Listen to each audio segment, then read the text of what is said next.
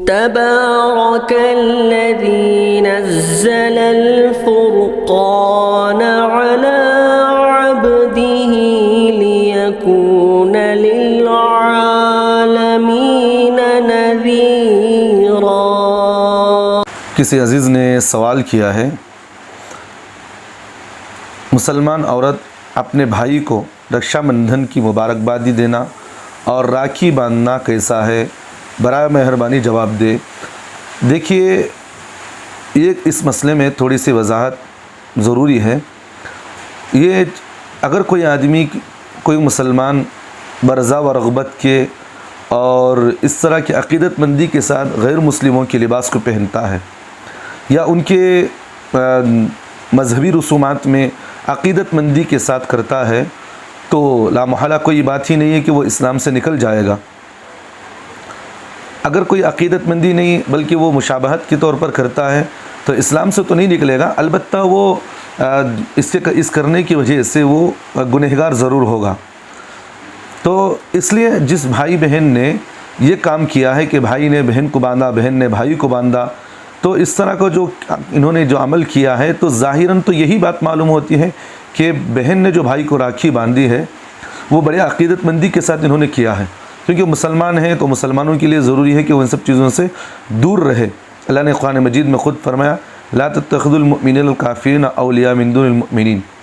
اللہ نے فرمایا کہ مسلمان ایمان والے کے لیے یہ ضروری ہے کہ وہ اپنا دوست جو ہے وہ کافروں کو نہیں بلکہ ایمان والوں کو بنائے اور ان کی اتباع کرے اور ان کی مشابہت اختیار کرے۔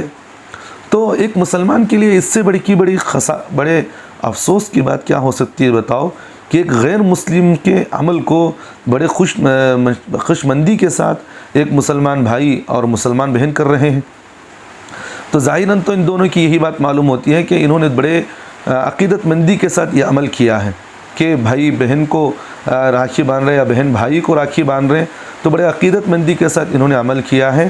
تو اس لیے ان کے لیے اب ضروری ہے کہ وہ تجدید ایمان کرے۔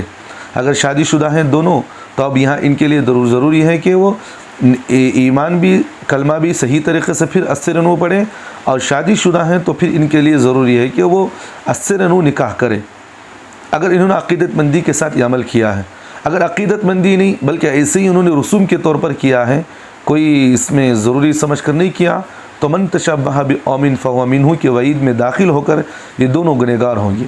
اب یہاں ان کے لیے ضروری یہ ہے کہ وہ اللہ سے توبہ استغفار کرے اور آئندہ اس طرح کی حرکتوں سے باز آنے کی کوششیں کرنا چاہیے۔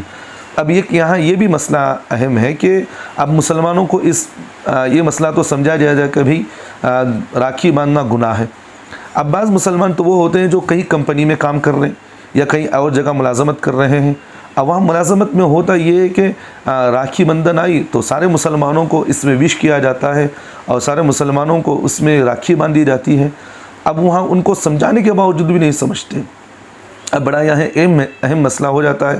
اب ان لوگوں کو سمجھانے کے باوجود بھی نہیں سمجھتے، اگر کوئی مسلمان ان کو سمجھاتا ہے کہ بھئی یہ عین قانون کے خلاف ہے اور پھر آپ اس طرح ہمیں مجبور نہیں کر سکتے، تو وہاں ملازمت کا بڑا اہم مسئلہ ہو جاتا ہے۔ تو اس لیے علماء کرام نے یہ لکھا ہے کہ بڑا اس طرح کے جہاں ضروری پڑ جائے، یہاں آپ کے لیے کوئی دوسرا چارہ کار نہیں ہے، تو اس بات کے علماء نے یہ بھی اجازت دی ہے کہ باطلا نخواستہ، مطلب دل کے بغیر ارادے کے ساتھ آپ جو ہے اس کو یہ کہے کہ ہاں چلیے باندھ دیں، میں تو اس سے راضی تو نہیں ہوں، آپ مجھ پر کرنا چاہے تو کر دے۔ تو اس طرح اگر کوئی آدمی بغیر عقیدت مندی کے ان کو یہ کہہ دے کہ آپ چاہیں تو باندھ لیں، میں سے تو اس سے راضی نہیں ہوں، اگر وہ اس طرح باندھ دے تو وہ گنہگار تو نہیں ہوگا، کیونکہ وہ ایک حاجت ہے۔ اور علماء نے ایک اصول یہ بھی بیان فرمایا ہے کہ حاجت ضرورت کے درجے میں آ کر ناجائز چیز کے لیے وقتی طور پر وہ عارضی طور پر وہ جواز کی ضرورت آ جاتی ہے اس میں۔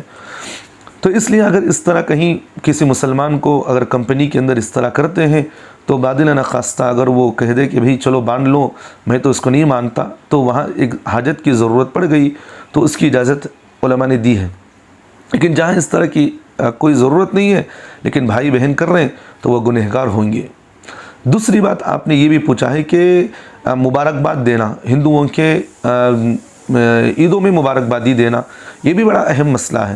دیکھیے چاہے کرسچنس کی عید ہو، چاہے ہندوؤں کی ہولی ہو، دیوالی ہو، اس طرح کی بہت سارے جو عیدیں ہوتی ہیں، تو ان عیدوں میں اگر کوئی مسلمان عقیدت مندی کے ساتھ ان کو مبارکبادی دیتا ہے تو وہاں بھی اسلام سے نکل جاتا ہے۔ اگر شادی شدہ ہے تو وہاں تجدید نکاح بھی ضروری ہے اس کے لیے۔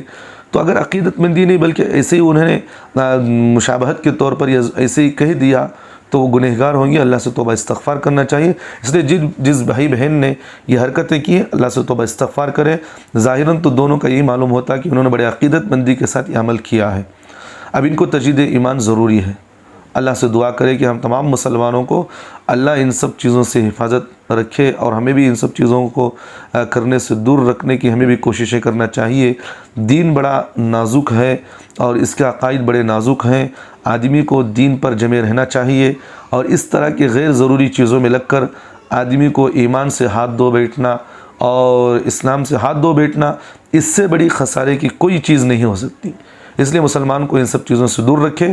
جو بھی مسلمان کسی کو اس طرح کرتے ہوئے دیکھے، اگر کوئی بھی ہندو یہ کہے کہ بھئی آپ میرے بھائی ہیں، اس طرح کر لے، تو ان سے یہ کہے کہ دیکھیے شریعت کے اندر یہ سب چیزیں ہمارے لیے جائز نہیں ہیں اور ہم نہیں کر سکتے۔ کھلے طور پر آپ ان سے کہیں، لیکن جہاں مجبوری ہے تو وہاں الگ مسئلہ ہے۔